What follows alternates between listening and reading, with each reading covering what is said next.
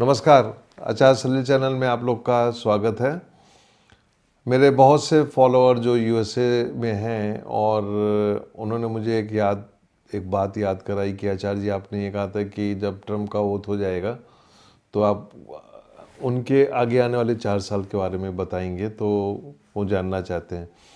तो जाहिर है कि मेरा नेचर भी रहा है कि मैं अपने फॉलोअर्स की किसी बात को टालता नहीं हूँ, कोशिश करता हूँ कि उनको अच्छी इन्फॉर्मेशन दूँ। तो एक लंबा शपथ ग्रहण समारोह हुआ और उसके बाद जब ट्रम्प की बारी आई शपथ लेने के लिए, तो वो समय था 12:01 पे उन्होंने शुरू किया और 12:02 पे उनकी शपथ खत्म हो गई। और यही टाइम मैं देख रहा था कि इसी टाइम पे ही ओथ होना चाहिए, इससे ज़्यादा आगे पीछे नहीं होना चाहिए। तो मेष लग्न में शपथ ग्रहण समारोह हुआ और लग्न में कोई ग्रह नहीं था। दूसरे घर में गुरु वक्री, तीसरे घर में खाली, चौथे घर में मंगल जो है वो वक्री, नीच का मंगल वक्री, पांचवा घर खाली, छठे घर में केतु और चंद्रमा, सातवां घर खाली, आठवां घर खाली, नौवें घर में बुध और 10वें घर में सूर्य, 11वें घर में शुक्र और शनि और 12वें घर में राहु। और जो दशा थी वो मंगल की महादशा में राहु का अंतर और लास्ट में जुपिटर का उसमें इन्वॉल्वमेंट था। और ये मैं चाहता भी था कि जुपिटर का इन्वॉल्वमेंट होना बहुत ज़रूरी है। शनि शुक्र के साथ 11वें घर में, और उसको वक्री मंगल देख रहा है। वक्री मंगल जब भी किसी ग्रह को देखता है तो आप ये मान के चलिए कि कहीं ना कहीं डिजास्टर करेगा। और वैसे हुआ जैसे ही उन्होंने ओथ ली और ओथ के बाद जो उनकी स्पीच शुरू हुई, तो वो एक देखा जाए एक डिजास्टर स्पीच थी औरों के लिए, लेकिन मैं समझता हूँ कि अमेरिकन्स के लिए वो बहुत अच्छी स्पीच थी। अब अक्सर लोग मुझसे बोलते हैं कि आचार्य जी आप ट्रम्प का बहुत फेवर करते हैं। फेवर वाली बात नहीं है। क्या होता है कि पर्सनालिटी होती है, हम लोग क्रिया योगी हैं। एनर्जी और स्पिरिट जो होती हैं, इनको आप लोग पढ़िएगा, कहीं समझिएगा। तो एनर्जी जो होती है वो एनर्जी को पहचानती है। दुनिया में आप देखिएगा, आप लोग भी कहीं घूमने जाते होंगे तो कभी कभी आप जब लोगों से मिलते हैं तो कोई आदमी आपको बहुत अच्छा लगेगा, आपको लगेगा इससे बात किया जाए। वो पर्सनालिटी आपको अट्रैक्ट करती है। शरीर से मतलब नहीं है, वो एनर्जी टू एनर्जी का एक कनेक्शन होता है। और वो कनेक्शन जो होता है वो एनर्जी को पहचान के फिर आगे की एक दिशा निर्धारण करती है। यही मेरा रहा है ट्रम्प की कुंडली को देख के कि एक पर्सनालिटी जो आपको एक अट्रैक्ट कर रही है, कहीं ना कहीं एक एनर्जी का संबंध। और इसके बाद जिस दिन वोटिंग हो रही थी वहाँ पे भी एक योग के माध्यम से एनर्जी रिलीज़ करी, जिसके कारण उनको एक मॉरल सपोर्ट मिला और फाइनली वो जीते। तो अब मेरे फॉलोअर जानना चाहते हैं कि अगले 4 साल कैसे होंगे। देखिए, गुरु की महादशा में शुक्र के अंतर में इनका 2025 निकल जाएगा, 2026 भी इनका ऑलमोस्ट निकल जाएगा और 2027 में ये पहुंच जाएंगे। और इसके बाद गुरु में सूर्य आएगा 2027 में, और 28 जो है इनका आखिरी साल होगा। तो गुरु की महादशा में वीनस का अंतर ये रहेगा इनकी कुंडली में। और यदि हम मुहूर्त कुंडली में जाके देखें तो मुहूर्त कुंडली में देखा जाए तो मंगल की महादशा में राहु के अंतर में इनका शपथ ग्रहण हुआ है। और आप ये मान के चलिए कि मंगल के अंत तक जाके इनका 4 साल पूरा हो जाएगा। मंगल मुहूर्त कुंडली का लग्नेश है और नीच का होके चौथे घर में बैठा हुआ है, और नवांश कुंडली में ये वर्गोत्तम हो गया। देखिए, अगले जो 4 साल होंगे वो बहुत ही एक्साइटेड होंगे, बहुत ही, जैसा लोग कह रहे हैं कि उनके बारे में जो कमेंट्स आ रहे हैं, मैं इससे सहमत नहीं हूँ।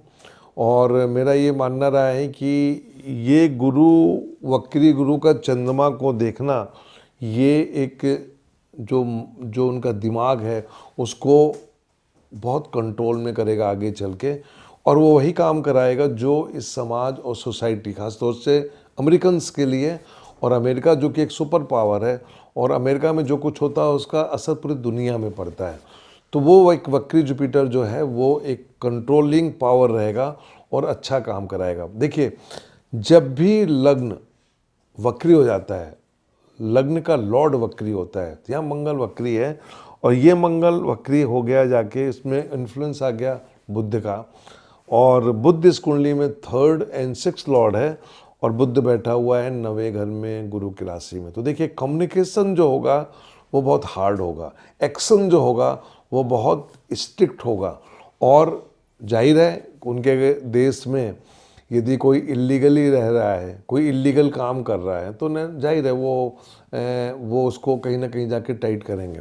इसके अलावा फाइनेंशियल पॉइंट ऑफ व्यू से देखा जाए तो वो चाहेंगे कि उनकी कोशिश होगी कि अमेरिका की इकोनॉमी को वो अपने पीक पे ले जाएं, मतलब काफ़ी कोशिश करेंगे वो कि काफ़ी आगे ले जाएं। देखिए, ये जो 4 साल होंगे इसमें अमेरिका जो है, आप देखिएगा ख़ास तौर से रॉकेट टेक्नोलॉजी में, हालांकि उनके साथ मस्क ऑलरेडी बैठे हुए हैं, और रॉकेट टेक्नोलॉजी में काफ़ी आएगा, और ख़ास तौर से जो नासा के कई प्रोग्राम होंगे जिसको ट्रंप सपोर्ट करेंगे। एक और चीज़ निकल के आई है कि क्या कनाडा को, जैसा कि मैं उस समय वहीं पे था जब उन्होंने बोला कि कनाडा को ऑफ़र किया कि आप अमेरिका में मर्ज हो जाइए, बाद में कनाडा के प्राइम मिनिस्टर ने जाकर रिजाइन किया। बिल्कुल, मैं समझता हूँ कि जो कनाडा की हालत आगे होनी है उसको वो कंट्रोल करने के लिए यदि उसको एक्वायर कर लें, या वहाँ की जनता, मैं समझता हूँ कि जो मेरे फॉलोअर्स हैं कनाडा में वो कह रहे हैं कि हमको फ्री में यूएस की सिटीजनशिप मिल रही है यदि ये मर जाता है। देखिए, कनाडा में जो लॉ एंड ऑर्डर की आगे चल के सिचुएशन होगी वो बहुत ही ख़तरनाक होगी, और मैं समझता हूँ कि ट्रंप के आने के बाद वहाँ पे भी जाके आगे कुछ ना कुछ कंट्रोल होगा, और कनाडा को वो आगे चल के ले सकते हैं, क्योंकि चौथे घर का स्वामी, देखिए लैंड जो होती है वो 4th हाउस है, और उसका स्वामी जो है चंद्रमा वो 6ठे घर में पड़ा हुआ है।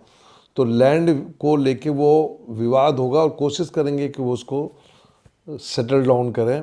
राहु केतु एक्सेस में है कुंडली में, वैसे देखा जाए तो बहुत से विवादास्पद उनके आदेश होंगे, बहुत ही विवादास्पद उनके एक्शन होंगे, लेकिन लग्न कुंडली में जुपिटर में वीनस जो बैठा हुआ है दशा अंतर दिशा में, ये जुपिटर और वीनस जो है ना वो उतना निगेटिव नहीं जाएगा, वैचारिक मतभेद लाएगा, लेकिन कहीं ना कहीं निगेटिव लाने से रोकेगा।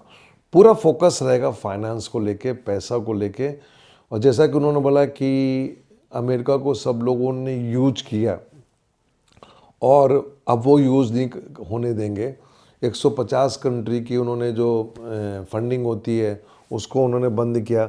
तो मैं समझता हूँ कि ये कुछ समय के लिए उन्होंने एक थ्रेट किया है कि लोगों को ट्रैक में लाने के लिए, बहुत से कंट्रियों को ट्रैक में लाने के लिए, और ये सिलसिला जो है मेरे हिसाब से जुलाई अगस्त 2025 तक चलेगा। बहुत स्ट्रिक्ट काम करेंगे, लेकिन बाद में जाके जैसे ही शनि मीन में पहुंचेगा तो वो थोड़ा सा सॉफ्ट होंगे, लेकिन कंप्रोमाइजिंग नेचर उनका नहीं होगा। ये तो बिल्कुल तय है कि वो पूरी कोशिश करेंगे कि 4 साल में अमेरिका को वो और आगे ले जाएं। अभी जो सबसे ज़्यादा प्रॉब्लम है अमेरिका को वो है चाइना से। मैं समझता हूँ कि डिप्लोमेसी के हिसाब से देखा जाए इस ओथ कुंडली को, तो डिप्लोमेसी के हिसाब से वो रशिया को अपने पाले में ले आएंगे, ब्रिक्स को वो तोड़ने की कोशिश करेंगे, और हो सकता है कि वो तोड़ के ले भी जाएं। यदि रशिया अमेरिका के साथ में जुड़ गया तो मैं समझता हूँ कि ब्रिक्स जो है वीक पड़ जाएगा। जहाँ तक सवाल है भारत के संबंध में, क्योंकि बहुत से लोग जानना चाहते हैं कि इंडिया से क्या संबंध रहेंगे, तो मेरा ये इसमें कैलकुलेशन रहा है कि थोड़ा सा डिप्लोमेसी करना पड़ेगा हमारे यहाँ से।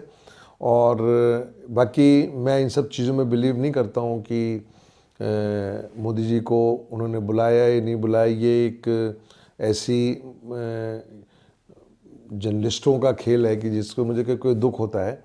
किसी को बुलाना ना बुलाना वो अपनी जगह है, लेकिन रिलेशनशिप को मेंटेन करना, अपने भारत की डिप्लोमेसी अमेरिका में जाके कहीं थोड़ी सी कमज़ोर है, इसलिए वो टैरिफ वाली बात आ रही है। लेकिन मैं समझता हूँ कि वो आगे चल के वो चीज़ें सेटल हो जाएंगी, लेकिन थोड़ा सा उसमें टाइम लगेगा, उसमें आपको काफ़ी एक्सरसाइज करना पड़ेगी। तो ट्रंप का जो 4 साल का जो ओथ होगा, 4 साल का जो पीरियड होगा, वो बहुत ही बढ़िया पीरियड होगा, बहुत एक्साइटिंग पीरियड होगा और अमेरिका को काफ़ी आगे ले जाएंगे। बस इसमें 2 चीज़ का ध्यान रखना है, उनको अपनी हेल्थ का भी ध्यान रखना है।